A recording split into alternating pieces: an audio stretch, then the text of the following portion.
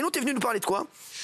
A priori, Noël, les courses, voilà, l'inflation, le bon plan. Non, la difficulté quand même pour une part des Français, parce que malgré tout, faire Noël sous tension, c'est quand même pas facile. C'est une tannée, c'est une tannée. Alors, l'inflation a impacté Noël quand même. Oui, parce que on est tous sous la contrainte financière. Et pour vous donner un chiffre, parce que vous savez que j'aime les choses factuelles, l'alimentation, elle a progressé de 25% en 2 ans. Les salaires, si je prends le SMIC par exemple, sur la même période, a fait 10%. Ça veut dire qu'on a tous perdu du pouvoir d'achat alimentaire. On n'a pas perdu de pouvoir d'achat global à quelque chose près, parce que l'inflation générale a été du même niveau que l'inflation des salaires. Mais pour les familles modestes, la part de l'alimentation, en proportion, c'est beaucoup plus élevé. Donc, c'est la double peine. Donc, ça veut dire qu'au moment de mettre du foie gras ou du champagne ou du saumon, ça pique beaucoup plus pour ceux qui n'ont pas beaucoup d'argent, parce qu'en proportion de leur budget, c'est énorme. Non, mais c'est ça. C'est un truc de fou. Il y a eu vraiment... c'est vrai qu'aujourd'hui, j'ai plein de gens qui me disent, c'est vrai que là, cette année, Noël, ça va être aussi très compliqué pour les cadeaux. Oui, et c'est pour ça d'ailleurs que pour le moment, ce que l'on voit, par exemple, c'est que le jouet se porte pas très bien, que les cadeaux se portent moins bien, parce qu'il va falloir arbitrer entre ce qu'on met au pied du sapin et ce qu'on met dans l'assiette. Et au final, parce qu'on est des latins, on est des Français, on aime bouffer, disons-le assez simplement, on va préserver ce qu'on met dans l'assiette au risque d'enlever un cadeau au pied du sapin. Voilà, c'est ça. C'est ça. Alors, beaucoup revendent aussi leurs cadeaux de Noël, c'est ce que j'ai appris. Oui, parce que désormais, on peut le faire super facilement. On a tous des applications type Boncoin et autres, et c'est pas la seule, mais où en gros, on peut, soit parce qu'on n'aime pas, soit parce qu'on se dit ça a de la valeur et je pourrais récupérer pour en faire autre chose. Donc oui, il y a un business de la revente de cadeaux de Noël et qui commence dès le 24 au soir, dès le 25 au matin. On voit les offres arriver sur tous les sites. C'est assez fascinant. Alors il faut pas se faire choper par celui qui vous a offert le cadeau. Si vous revendez tous un robot de merde, ça va se... Non, je dis ça parce que je n'en ai pas eu, donc c'est pour ça. Olivier, je t'offre un robot. Ah, c'est gentil. C'était pas pour ça. Je t'offre un robot. D'ailleurs, je profite de la présence d'Olivier et de son blouson pour rappeler qu'il faut utiliser le sac à sapin. Chérie, non, mais c'est vrai. Et il en faut tellement plus pour me vexer que ça marche. Mais j'adore. Mais c'est important de le dire. Voilà, c'est important d'allier l'utile à l'agréable. Comment faire un repas de Noël sans se ruiner? Bon, il faut déjà prendre comme postulat de départ, on n'achète que des produits en promo. Il y a dans toutes les enseignes entre 200, 300, 400 produits quand vous additionnez le champagne, le foie gras, le saumon, la volaille. Il y a de la promo partout, donc de grâce, vous n'achetez pas autre chose que ce qui est dans le prospectus. Moi, j'encourage, de manière très très bête, vous prenez les prospectus que vous avez reçus dans votre boîte aux lettres. Si vous n'avez pas ça parce que vous avez mis Stop Pub, il y a des applications. À chaque fois, je vous en parle parce qu'elle est bien, elle s'appelle Bonial, il y en a d'autres aussi. Vous avez tous les bons plans autour de chez vous. Vous n'achetez que des produits qui sont soit sur ces applications, soit sur le prospectus. Mais on est sur des promos, parce que parfois vous nous disiez qu'il y avait des promos qui étaient des faux amis. Oui, mais de toute façon, celle qui n'est pas... Oui, c'est-à-dire que ce n'est pas des vraies bonnes promos, parce que le prix, on l'a augmenté avant. Bon, mais dans les faits, malgré tout, ne prenez quand même que ça, parce que de toute façon, le reste, ça sera forcément encore moins intéressant. Par exemple, n'achetez pas du foie gras qui n'est pas à 34% de réduction. C'est super facile, vous en avez partout.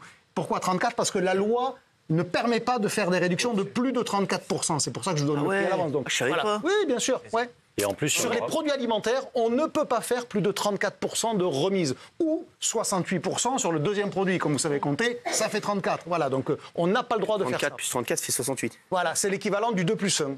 2 produits achetés, 1 produit offert. Et ça, c'est la loi qui l'oblige. Mais voilà, le foie gras, c'est 34%. Après... si vous voulez radiner un peu, vous n'achetez pas un chapon, vous achetez un poulet fermier.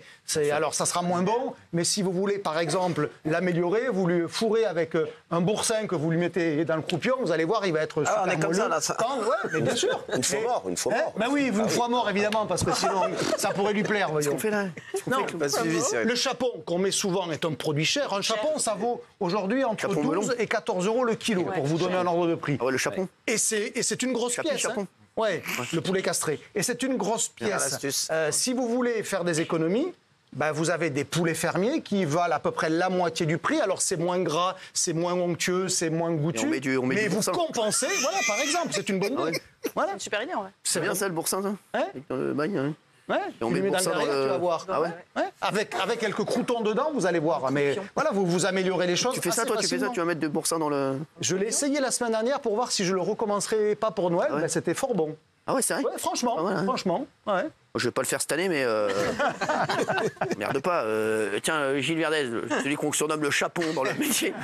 J'ai été très surpris parce que je suis allé dans un supermarché ce matin et effectivement, il y a déjà énormément de promotions. Bien sûr. Donc, ma question, je me suis dit dans ma tête, est-ce que c'est parce que les gens achètent moins que les supermarchés font les promotions avant Noël? Alors en réalité, ce qu'il faut savoir, c'est que ce sont les marques qui font des promotions et les supermarchés qui vous les répercutent. C'est-à-dire que c'est La Berry sur le saumon, c'est Del Pera sur le foie gras, c'est les grandes marques de champagne avec modération qui le font ainsi. C'est elles, parce qu'elles ont bien compris que si elles ne font pas de promotion, elles n'auront pas de consommateurs. Ouais.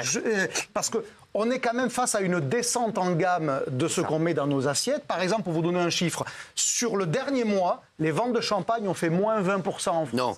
Les ventes de mousseux ont fait 0. Et donc, ce qu'il faut regarder, c'est l'écart entre les deux. Je peux vous prendre un autre exemple. Le saumon fumé a fait moins 10. Ah ouais? La truite fumée, qui coûte moins cher, alors elle a une vertu, elle est française, hein, souvent. Donc, La truite, ah ouais. c'est pas plus mal. Elle a fait plus 5. Ah, la Et en truite, fait, ah ouais. on a un écart entre des produits premium et des produits un peu moins premium qui traduisent ce que l'on fait dans notre comportement. C'est-à-dire qu'on descend en gamme. Le saumon de toutes les marques, La Berry. Le saumon, oui, aujourd'hui, il est en Quoi baisse. comme autre marque Del Pera, La Berry, Pera. toutes les marques de La distributeurs. truite, c'est celle de Schubert. Oui, c'est ça. Ouais. Non, mais la truite, très sérieusement, en plus, environnementalement parlant, ça vient des Pyrénées, soit du côté français, soit du côté espagnol. Dans tous les cas, c'est plus près que la Norvège ou que l'Écosse pour le saumon. Vous avez remarqué, je viens de faire une blague pour nos amis mélomanes.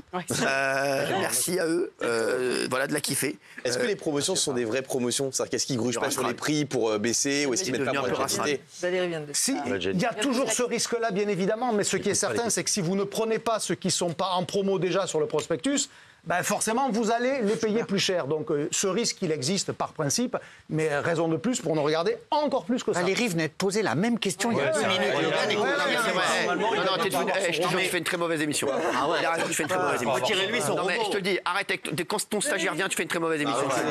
Je te le dis, oui. J'ai cru comprendre qu'il y avait une surproduction de foie gras cette année pour compenser celle de l'année dernière et que donc il y aurait des promotions plus importantes. Alors, Non, mais t'as remarqué, lui, à chaque fois qu'il pose une question, il est vraiment dans une enquête de ouf. J'ai cru comprendre qu'il y avait une production de foie gras. C'est en partie vrai, en partie faux. Non, mais vous allez voir.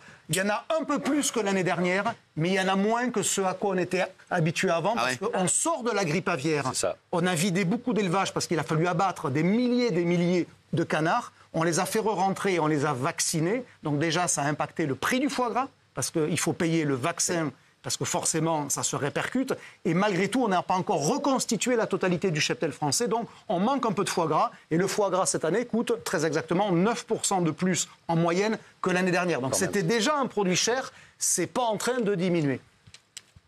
Et si on attend le dernier moment, il y aura des bonnes promos. Alors, le truc qu'il faudrait faire dans l'absolu, c'est attendre le 25 décembre, parce que vous avez effectivement... Et faire Noël le 26. Exactement. Là, vous faites de sacrées économies. Si vous n'êtes pas Avec des enfants, obsédé par les convenances... Mais non, c'est relou de faire Noël le 26, arrêtez. Il y a plein les magasins. Non, mais non. Noël, y compris pour les cadeaux, pour acheter après. Bien sûr. Vous pouvez aussi vous dire, quand vous êtes modeste, vous ne décidez pas à l'avance du menu que vous allez faire.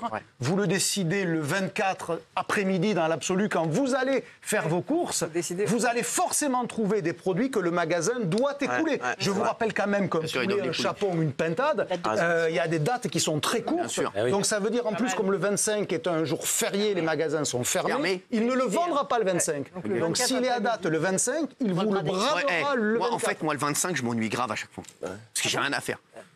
Il faut ouvrir les cadeaux. Non, parce que c'est pas de cadeau. Donc le 25, à chaque fois, je m'ennuie grave. On est voir la télé. Je te jure.